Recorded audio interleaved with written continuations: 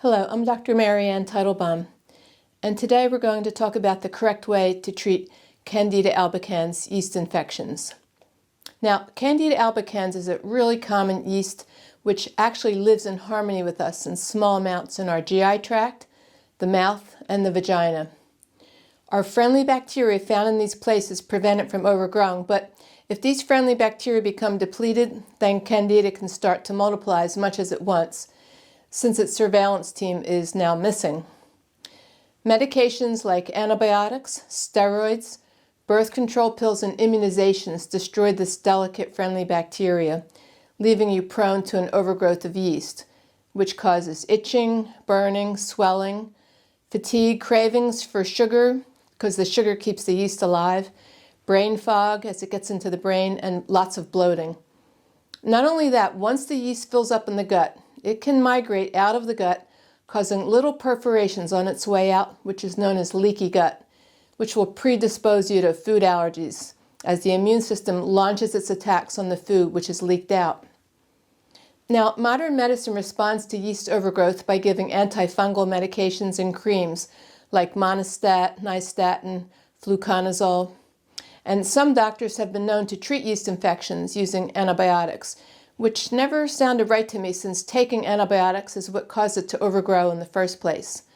Because antibiotics kill the friendly bacteria at the same time they're attacking the pathogens, and this results in yeast overgrowth. Now, the holistic doctors use more natural sounding remedies, which don't require prescriptions, like grapefruit seed extract. It was found that fungus can't grow on grapefruit seeds, so this has been used since the 1980s to treat yeast. Also used are garlic capsules, turmeric capsules, pal d'arco tea, selenium, just to name a few. But it turns out that both approaches, the modern medical model and the holistic model, killed the yeast and then it promptly grew right back. Then finally in 1986 a book came out which described once and for all how to treat yeast by starving it to death, by avoiding the foods that it likes to eat. The only problem is that just about all foods can feed yeast, so the patient was left without too many foods to eat and in the end began starving themselves to death along with their yeast. And in the process of avoiding most foods known to mankind in order to get rid of their infections, they became quite neurotic about their diet, since just about everything they ate caused the yeast symptoms to come back. And the worst part of it all is that after 2 years of starving the yeast to death, the yeast was still thriving.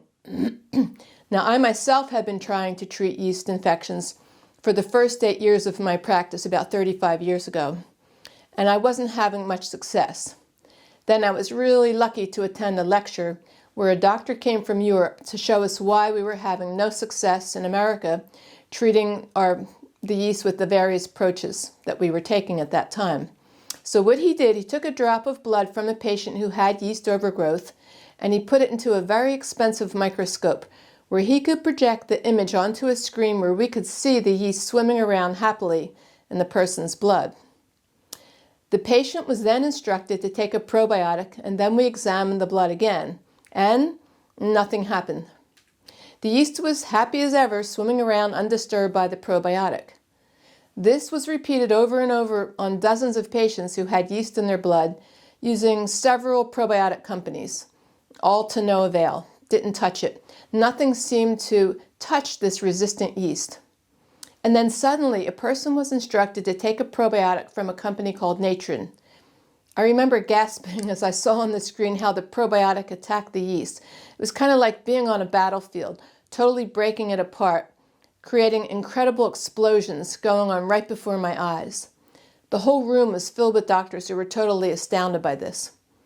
I couldn't wait to get back to my busy practice on Monday morning to order this amazing probiotic and start it right away on my weary patients who had been diligently taking their garlic pills, grapefruit seed extract, turmeric capsules, and selenium to no avail, and who were pounds lighter from their starvation diets.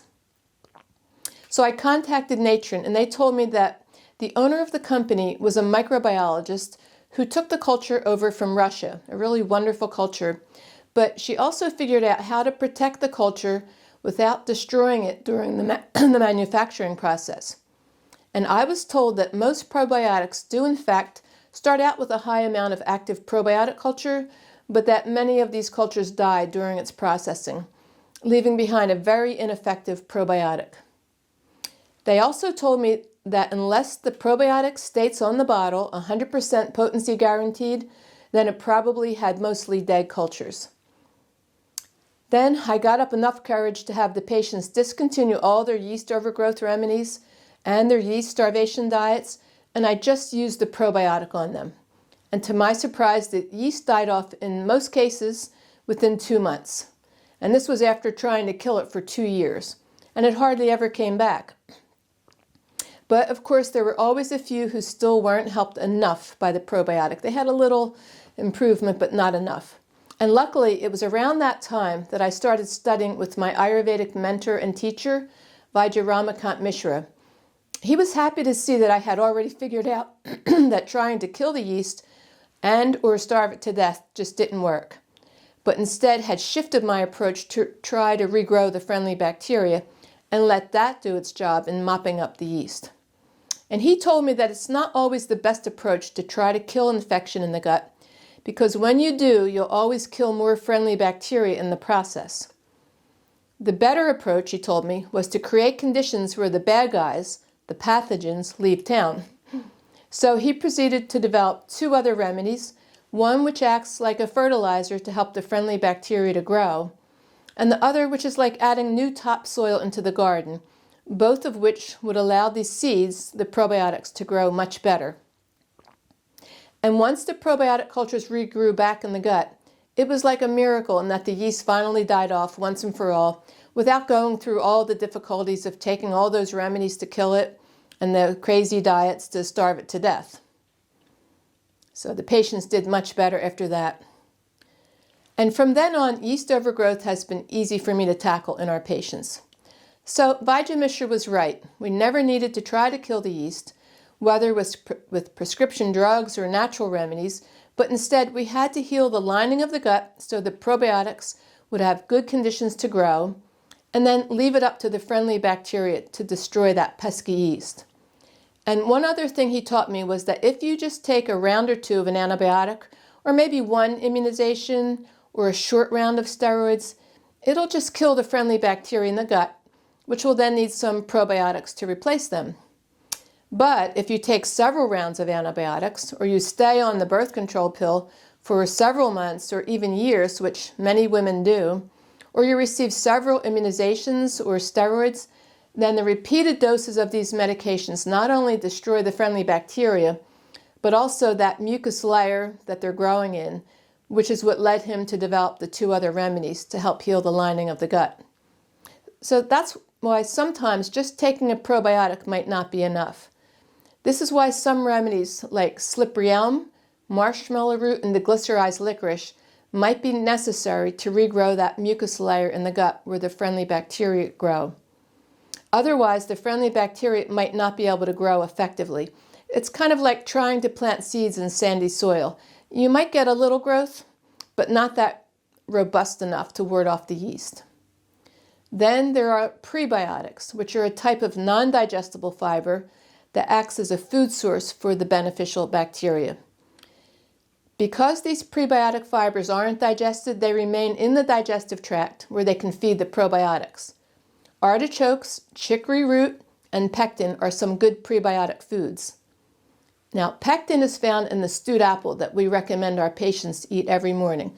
The way it works is you peel an apple, any kind of apple you want, chop it into 4s, put it in a little pot, add 2 whole cloves and cover it with water, and let it cook until it's soft. Discard the cloves and eat it right before breakfast. Another source of fiber which encourages the growth of friendly bacteria is sweet Thai tamarind. Now, don't get the fermented tamarind paste that's available in the Indian markets, but learn how to cook with the actual tamarind pods for best prebiotic support. Keep in mind, too, that the vaginal tract and the bladder can also lose their friendly bacteria, resulting in bacterial vaginosis, yeast overgrowth, and UTIs. You can find specific probiotics for the vaginal tract and the bladder in most health food stores. They're a little different than the cultures for the gut. And also D-mannose is a fiber which can act like a prebiotic to enhance the growth of the friendly bacteria in the bladder. And taken along with cranberry juice can discourage the overgrowth of pathogens in the bladder which would otherwise cause UTIs or urinary tract infections. So now when I take on a patient with yeast, I know it's a pretty easy problem to overcome if you get a good case history. You have to see how long they were on the offending medications, which destroy the friendly bacteria, to help figure out if they just need some probiotics or if they need some extra help regrowing the mucus layer and some prebiotics to guarantee a nice thick turf of friendly bacteria in all the mucous membranes of the gut, bladder, and vagina. And the patients are so grateful to finally overcome their nagging yeast infections, which they've been plagued with for months and sometimes even years. So I hope this information will help prevent you from having to take so many remedies, which won't help anyway, and lead you away from following a diet which will deplete both you and your yeast at the same time. Thank you.